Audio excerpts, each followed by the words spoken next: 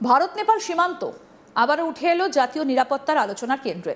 উত্তরপ্রদেশের বাহরাইচ জেলায় বড়সড় যৌথ অভিযানে খালিস্তানপন্থী সংগঠন ওয়ারিস পাঞ্জাবদের এক পলাতক সদস্য এবং সংগঠনের সঙ্গে যোগাযোগের অভিযোগে এক মার্কিন নাগরিককে গ্রেফতার করেছে উত্তরপ্রদেশ পুলিশ এবং সশস্ত্র সীমাবল।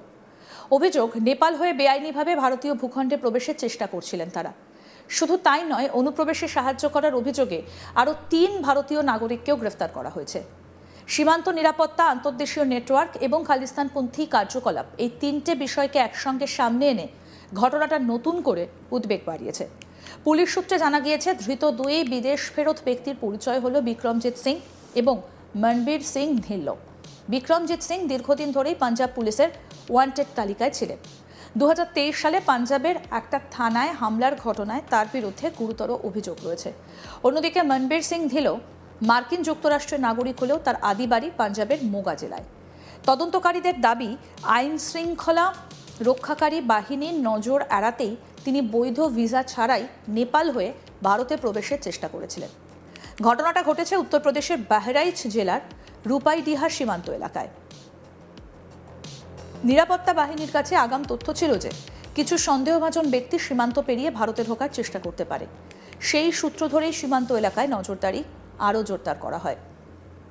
অবশেষে অভিযানের সময় নেপালের দিক থেকে রূপাইডিহা সীমান্ত অতিক্রম করে ভারতীয় ভূখণ্ডে ঢোকার চেষ্টা করার সময় হাতে নাতে ধরা পড়েন বিক্রমজিৎ সিং এবং মনবীর সিং ধিল্লো। তাদের সঙ্গে যোগাযোগ রেখে বেআইনি অনুপ্রবেশে সাহায্য করার অভিযোগে গ্রেফতার করা হয় সুরেশ কুমার পাঠক, দিলীপ উপাধ্যায় এবং গাড়ি চালক রাহুল কুমার নামে 3 ভারতীয় নাগরিককে। পুলিশের প্রাথমিক তদন্তে উঠে এসেছে, এই 3 ভারতীয় নাগরিকের ভূমিকা ছিল অত্যন্ত গুরুত্বপূর্ণ। অভিযোগ, সীমান্ত পার হবার পর অভিযুক্তদের নিরাপদ জায়গায় পৌঁছে দেওয়া এবং আইনশৃঙ্খলা বাহিনীর চোখ এড়িয়ে তাদের গন্তব্যে পাঠানোর পরিকল্পনা ছিল। গোটা পরিকল্পনাটা অত্যন্ত সংগঠিতভাবে করা হয়েছিল বলেই তদন্তকারীদের অনুমান। সেই কারণে শুধু অনুপ্রবেশের অভিযোগ নয়, ষড়যন্ত্র এবং বেআইনি সহযোগিতার দিকটাও খতিয়ে দেখা হচ্ছে। বাহরাইচের পুলিশ সুপার বিশ্বজিৎ শ্রীবাস্তব জানিয়েছেন, মোট 5 জনকে গ্রেফতার করা হয়েছে। তার কথায়, ধৃতদের মধ্যে 2 জনের কাছে ভারতে প্রবেশের কোনো বৈধ নথি ছিল না। তারা বেআইনিভাবে সীমান্ত পার হওয়ার চেষ্টা করেছিলেন। যাচাই এবং জিজ্ঞাসাবাদের সময় তাদের পরিচয় এবং একটা খালিস্তানপন্থী সংগঠনের সঙ্গে যোগাযোগের তথ্য সামনে আসে। এরপরই তাদের বিরুদ্ধে প্রাসঙ্গিক ধারায় মামলা রুজু করে গ্রেফতার করা হয়েছে। কি বলছেন পুলিশ সুপার বিশ্বজিৎ শ্রীবাস্তব, শুনবো। बेसिकली 5 लोगों को गिरफ्तार किया गया है, जिसमें से 2 लोग ऐसे थे जो घुसपैठी थे और जिनके पास वांछित कागज़ नहीं थे और उस बिना कागज़ों के वो सीमा पार कर रहे थे। इसमें एक अमेरिकी नागरिक मनजीत है और दूसरा विक्रमजीत सिंह है। ये दोनों के दोनों जो है एक वारिस पंजाब एक संगठन है जो प्रतिबंधित है, उसके सदस्य हैं और ये लोग बिना पूरे कागजातों के और सही कागजातों के बॉर्डर पार कर रहे थे, जिसको एसएसबी और रुपाईडिया पुलिस की संयुक्त ऑपरेशन में पकड़ा गया। इनसे पूछताछ में क्या पूरा मामला निकल कर आया? पूछताछ से ये पता चला कि ये एक अजलाना कांड हुआ था 2023 में पंजाब में।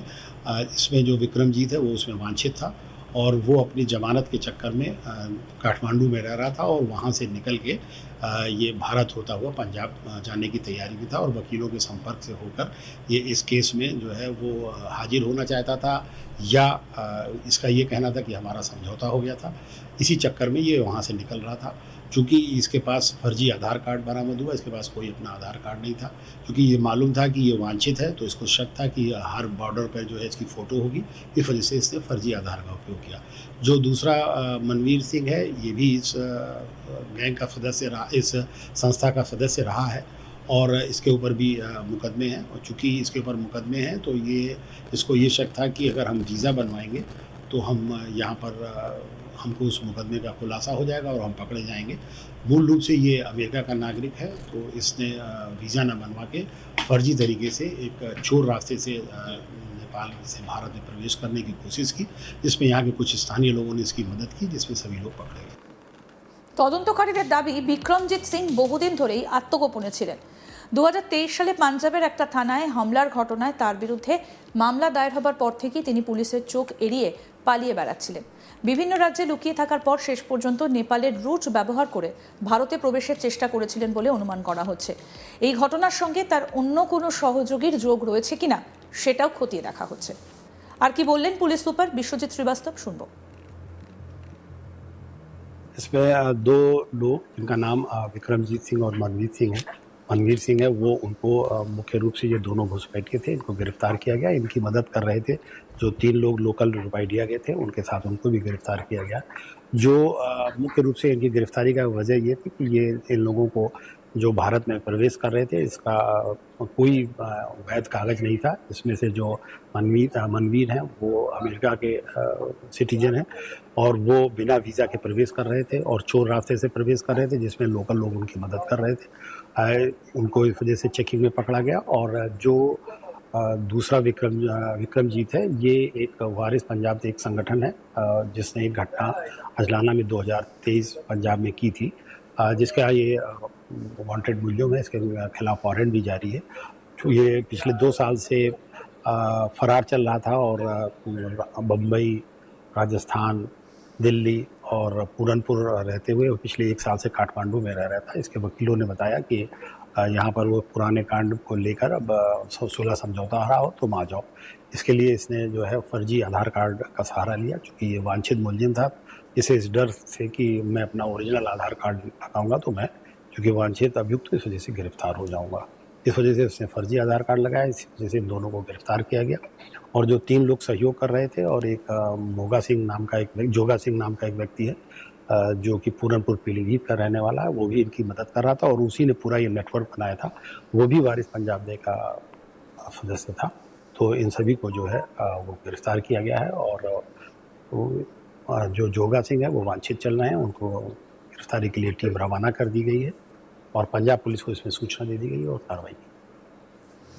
অন্যদিকে মনবীর সিং ধিলকে ঘিরেও একাধিক প্রশ্ন উঠেছে। তিনি মার্কিন নাগরিক হওয়া সত্ত্বেও কেন বৈধ নথি ছাড়া সীমান্ত পার হবার চেষ্টা করলেন তা নিয়ে তদন্ত শুরু হয়েছে।